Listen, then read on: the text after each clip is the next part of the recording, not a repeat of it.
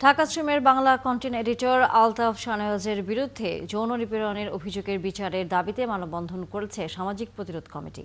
এছাড়া দেশের সামরিক প্রেক্ষাপট ও সামাজিক প্রেক্ষাপটে নারীর অধিকার ও বিচার পাওয়ার অধিকার সহ নানা বিষয় তুলে ধরা হয় মানববন্ধনে। এর আগে রাজধানীর সোবানবাগের বাসা থেকে এক নারী গণমাধ্যম কর্মী মরদেহ উদ্ধার করা হয়। নিহত গণমাধ্যম কর্মী অনলাইন সংবাদ মাধ্যম ঢাকা স্ট্রিমে গ্রাফিক ডিজাইনার হিসেবে তিনি কাজ করেছেন।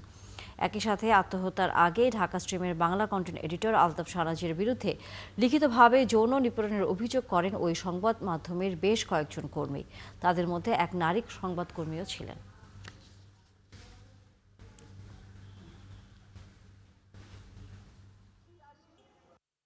মেয়েরা কাজ করবে, তার কাজের জায়গা নিরাপদ হবে, তার কাজের জায়গা স্বচ্ছন্দ হবে, সম্মানের হবে।